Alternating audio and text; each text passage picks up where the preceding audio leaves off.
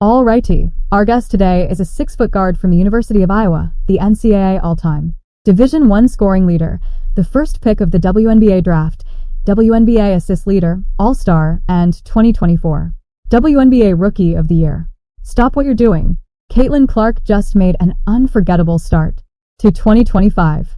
The basketball sensation, queen of clutch moments, and undeniable face of the sport kicked off the year as the very first guest on the New Heights podcast. That's right, Travis and Jason. Kelsey brought in one of the biggest stars in sports, and Caitlin did not disappoint. From jaw-dropping career revelations to her unstoppable mindset after an incredible season, this interview is packed with moments that will leave you in awe. She's the most requested guest in the history of, but hold on, what does Caitlin really think about the pressure of being a sports icon? What's next for her meteoric career? And why is everyone talking about that one comment she made about the NBA? Stay tuned because we're diving into all the details right here, right now. Ready? Let's go. Appreciate it. I'm excited. I don't get excited about many things, but this is on top of my list, so we made it. I'm thrilled. I don't get excited about much, but this was right at the top of my list, Caitlin admitted as the show kicked off. The Kelsey brothers wasted no time bringing their trademark humor to the table. Jason and Travis dove straight into Caitlin's jaw-dropping achievements, from ruling the court as college basketball's most electrifying player to becoming a household name. Let's be real. When two NFL superstars are joking about how your resume makes theirs look tiny, you're in a league of your own. It was the ultimate icebreaker, setting the stage for an interview brimming with substance and surprises. How many accolades did we leave off? How many accolades do you have right now at this point, Caitlin? I think you might have made some up. I don't know. Yeah, well, I don't think so. I'm pretty sure of that. I feel like you're like Wayne Gretzky for basketball right now. If you go to the Wikipedia page and you look at the list of awards and achievements, it's endless. So, yeah, we had to limit it to this list just to get the show started. I appreciate it. And guess what? Jason wasn't exaggerating. Caitlin shattered at least 40 records and earned countless honors during her senior season at Iowa. Then, in her rookie WNBA season, she broke an unbelievable 62 records. And that's not even counting the accolades from her first 3 years of college. Her list of achievements is so extensive that Wikipedia had to create a separate page just to catalog her records and milestones. Any accomplishment, I guess, of all these accolades that has meant the most to you? Oh, gosh, that's a good question. Well, I'd give you the answer my mom would say is probably academic All-American. She was proud of me for being a good student in college. That's the answer. Nobody talks about that. That's what I'm talking about. I did all right in school, so I hung in there. But other than that, I mean, they're all cool, but you don't really care. It kind of just comes with it. It comes with having fun. Caitlin then brought a heartfelt twist to the conversation, sharing how her mom couldn't be prouder of her being named an academic All-American, a title that holds just as much weight in her family as her on-court dominance. She explained that all these accolades are simply byproducts of hard work and a genuine love for the game. Breaking records was never her goal. But then came the golden moment. Caitlin opened up about what she considers her coolest achievement so far. Time Athlete of the Year was cool too, just because you see the list of all the athletes that they've had prior to me. And a lot of those people I idolized growing up. And LeBron's been the only other basketball player. And it's cool as a woman. They haven't had many females on the cover, too. So for women's sports, it's kind of special. But it just kind of comes with playing the game and having fun, as you guys know. Ever humble, Caitlin downplays the spotlight on her Time Athlete of the Year honor. For her, it's not just a personal accolade. It's a victory for women's sports as a whole. She highlights how this recognition represents the strides being made across the board, from sold-out arenas to soaring viewership numbers. Caitlin's message is clear. It's bigger than just her. That selflessness and humility are precisely why she remains such an admired figure both on and off the court. How long have you been a part of the kingdom? I'm sorry, Jason. I'm an honorary member. I'm a Midwest kid, so there's this picture that's been circulating from a couple years ago when I was on Peyton Neal's Monday night show, where I'm in a full Chiefs outfit. I have family in Kansas City, and I grew up in Des Moines, Iowa, which is only 3 hours from Kansas City. So that's just the closest NFL team. So my dad was a big Chiefs fan growing up. If you like the video, please like the video and subscribe to the channel. Conversation took a playful turn when Caitlyn's love for the Kansas City Chiefs came up. She lit up, sharing her admiration for the team and how she's been a loyal fan since childhood. And with Travis Kelce sitting right there, the banter was pure gold.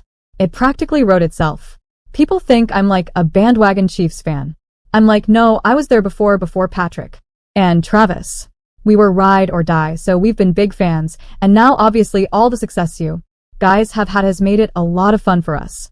From reminiscing about her favorite game moments to praising the Chiefs' relentless drive, it's obvious Caitlyn isn't just a basketball superstar. She's a diehard sports fan through and through. What was your childhood like? My brother loved Tony Gonzalez. Like that was his guy. Tony G? Yeah, what a guy. He was the chief. We would go to like one game a year growing up with my cousins down in Kansas City. And we still try to go. We went to the Christmas Day game last year. I think the year before you might have played on Christmas Eve, maybe. We went to that. We were sitting outside for that one. My toes were like about to fall off. My fingers were about to fall off. I don't get how you guys play in that type of weather, but it's fun. We got heaters on the sideline. Arrowhead's not too bad. And then comes her big Chiefs fan request to Travis. I got some time, so hopefully I can make it to a Chiefs game here soon. Maybe a playoff game or something. I'll tell you what, we punched our ticket, so we're definitely going to at least got one at Arrowhead. But you know, you're invited to them all. I appreciate you guys. Thank you so much. Caitlyn's journey takes a fun turn as she reveals her request to Travis about attending a Chiefs game. I've got some time, so hopefully I can make it to a Chiefs game soon. Maybe a playoff one. We punched our tickets, so we've got at least one at Arrowhead, I'm sure. But hey, you're invited to all of them. Caitlyn's enthusiasm for the game is palpable, and her love for the Chiefs is rooted in her childhood memories. It was always a big deal. My dad always had them on whether we were in the basement or upstairs. My mom, who's the best chef, would be cooking while we watched. That's what I really looked forward to on Sundays. Watching the Chiefs was the best part of my day, and I get upset if they lost, still do. As Caitlyn shares her early basketball journey, it's clear how the game has shaped her. From a young age, playing against boys, excelling in middle school, and standing out as she progressed, Caitlyn had her first college recruiting letter in 7th grade. Yeah, it's true.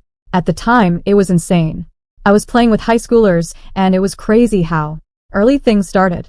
My parents kept me grounded though, didn't want me stressing about college just yet, especially in middle school. Caitlyn reflects on how her parents ensured she had a balanced experience through high school, surrounded by the right influences. I didn't rush into recruitment. My parents made sure I stayed focused on having fun and enjoying high school. It wasn't all about college offers. I wasn't posting about my offers, and that wasn't a big thing back then. As she continues, Caitlyn points out how times have changed, with recruitment now being a social media frenzy. People are posting every offer, but back then it wasn't as much of a big deal. At just 22, Caitlyn shares her mature perspective on how quickly things have changed, recalling when she was recruited as early as 7th grade. It was wild. I was playing up 2 years with high schoolers. I didn't think much about it, just went out and had fun playing. Her rookie season in the WNBA was a balancing act of fitting in with her team and standing out. As a talented player, Caitlyn talks about the difficulty of adjusting to a new environment, trying to figure out how to speak and act without overstepping. It was hard figuring out when to lead and when to stay quiet. You want to find your footing, but also not do too much. She credits her teammates and veterans for guiding her through the transition. Having great vets around me helped a lot. They knew how it felt and gave me great advice. The conversation shifts to memorable moments, including Caitlyn's first game against the Connecticut Sun and how veteran Aaliyah Boston supported her through it. Caitlyn reflects on how important this veteran leadership was, especially in her first year as a pro. It was tough being undrafted and a rookie, but these vets really took me under their wing. The trio also recalls Caitlyn's unforgettable welcome to the WNBA moment, where she ruptured her eardrum during a game. I knew right away. It hurt so bad. I've done it before, but this time was different. The conversation turns to funny and light-hearted moments, such as Caitlyn's golf experiences, where she hilariously topped a shot and accidentally hit someone with the ball. I saw a TikTok the next day. A woman had a black mark on her arm from the shot. Jason asks Caitlyn which sport she's more competitive in, golf or basketball. She admits that golf frustrates her more because she's not as skilled at it. It's just me against the course, and when I don't do well, it's all on me, and that's tough. Looking ahead, Caitlin talks about her vision for life beyond basketball. As a marketing major, she imagines combining her passion for sports with her career. If basketball ended, I'd probably try to work in sports operations, maybe in a front office, handling things like free agency. Her thoughts are a blend of ambition and dedication, always focused on how to make an impact, whether it's through sports or empowering others in the industry. As the conversation wraps up, Caitlin's honesty and ambition shine through. She talks about her growth, both as an athlete and as a person, and how grateful she is for everything that's come her way. Life changes fast, and I'm just thankful for everything I've learned. It's crazy to think back to a year ago when I was finishing up college and how much has changed since then. Caitlin's story is still being written, and it's clear that her legacy will extend far beyond the basketball court. Whether it's her leadership on the court or her vision for the future, Caitlin Clark is destined for greatness. For even more insights, check out the full interview on the New Heights podcast and stay tuned for the next episode. Don't forget to like, subscribe, and turn on notifications. Thanks for watching and subscribe my channel.